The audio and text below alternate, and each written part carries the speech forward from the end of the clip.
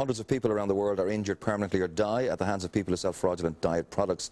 These criminals are cashing in on people's desire to be skinnier, slimmer even, and more beautiful, and governments aren't doing anything about it, even when they fine individuals or companies millions of dollars. These companies are back on the streets, even using their own names just a few months or years later. Here to tell us a little more about it is Dr. Patrick J. Treacy, Medical Director of the Ailesbury Clinic in Ballsbridge in Dublin, and fresh from his recent media award. Congratulations on that. Well, thanks very much indeed, Aidan. Yeah, I mean, there are a heck of a lot of products. When we went to research this, one search engine gave up 576,000 items when you popped in the words diet pills. And you see all these wonder cures advertised in the tabloids, full-page ads, which means they cost big money. And for $39.99, for $29.99, you can slim while you're asleep, you can slim while you eat, you can slim while you drink. It has to be a scam. It's amazing, really. And Aidan, at the end of the day, it is a scam. The diet pill stroke sort of patch industry in America is $30 billion worth. And the FDA, the FTC, the Competition Bureau have been following these people for years. It all started off in Canada in 1996 when Patrice, runner by name and runner by nature, may I say, sort of started off with the svelte patch.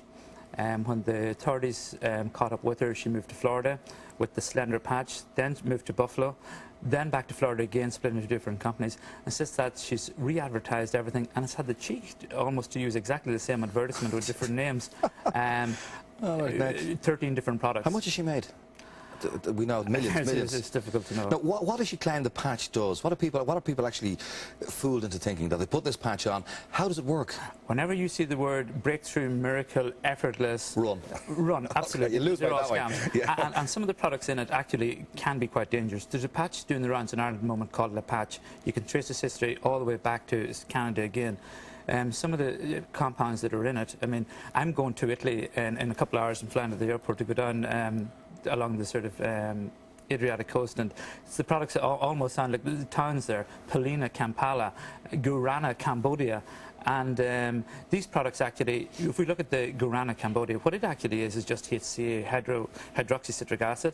And a recent study, well, in 1998, in the Journal of American Medical Association, which is one of the big sort of journals in medicine, took 139 sort of subjects, give them sort of HCA, and actually some people during the study put on weight, not lost it. Okay, you know? Which is common enough, I suppose, in some of these cases. The patches and the pills, I mean, we read recently when some of the American footballers were back pre-season training, one of them had been taking an ephedrine supplement and died of heat exhaustion. Is this absolutely on the other side ephedrine of it? is one of the commonest ones if you look on the internet at the moment, and it comes in many different forms. Ma Hong and Ma Huang, it goes under the different names like this as a herbal substitute. Now, there are a lot of people watching this program are using that. It's a supplement. That's the way they get around the drug rules in America, I believe. If you look on the internet sites, it says on the bottom, FDA does not approve this. And actually, that one, La Patch, believe it or not, Dr. Michael Canning, who sort of was the doctor on the site, when he was followed up, he wasn't even a doctor, and he had his resume was totally made up. But on the site, they also had evidence saying that the doctor on this is only made up. So in the small print, they often sort of try and cover the and ephedrine would be a multi-million-dollar industry, not only in the States, but right across the world. So the pro-ephedrine brigade would obviously have a big budget to spend in defending their product. Oh, absolutely. But they would say that, that of the millions of bottles we sell, there are few and far fatalities proven, that these are people who are taking the tablets that may have a heart problem, that may have a susceptibility to stroke or something. Sure. So what do you say to that? Well, that is true to an extent. There's no doubt about it, and that ephedrine, the FDA have been chasing their heels for a number of years now, and there has been suspicion of deaths rather than sort of documented evidence. If we even look, I just this morning sort of on my way here, to an extent, sort of ran through a couple of things. Medically, at the moment, those little 3 tablets at the front is what we sort of normally had. The one on the sort of left is Reducto, and widely sort of used in Ireland. It's the only prescribable thing we have at the moment, but a suspicion of deaths with it as well. It has been pulled in Italy, and a suspicion that it's going to be pulled in some other European countries. The FDA may pull it. Ionoman, the one in front, Duramine, everybody in Ireland knows it because, I mean, it was one thing that worked. But it was the one that sort of caused people to be up late at night and being very sort of cranky. Slightly irritable, Absolutely. The European agency sort of pulled it, throughout Europe last year. They even went into all the pharmacies, pulled it throughout Ireland. Xenical, the sort of blue on the right-hand side, it works to an extent, but a lot of people have side effects. Now, the side effects you induce yourself. Your stools can't float if you sort of take fat. May I say also, just I was in Tesco's earlier, Okay. and a lot of the low-fat sort of, things, I wouldn't say they're a scam, but as we sort of learn more and more about actually how dieting works, we're discovering that actually low-fat may not necessarily mean losing weight. Yeah. Okay. We got to look at carbohydrates here. As we know, there's two different types of fats, bad fats and good fats. We got to look at it also. There's good carbohydrates and bad carbohydrates.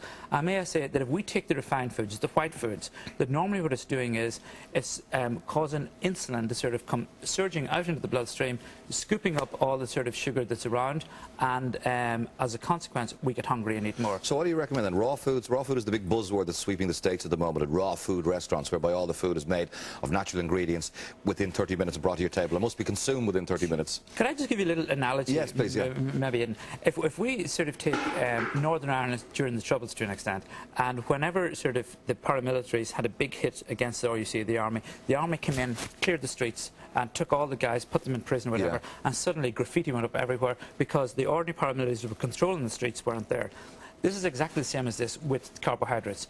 If we put in highly refined sort of carbohydrates, insulin is like the British Army. It comes, scoops everything in the streets, and suddenly when there's no sort of sugar in our bloodstream, we get this craze. We get an adrenal surge, and we have to eat more. So it's almost like the sort of bad boys in the streets go and sort of causing social destruction, Okay, so the fast fix doesn't work. Don't mind this 28 day to 56 days.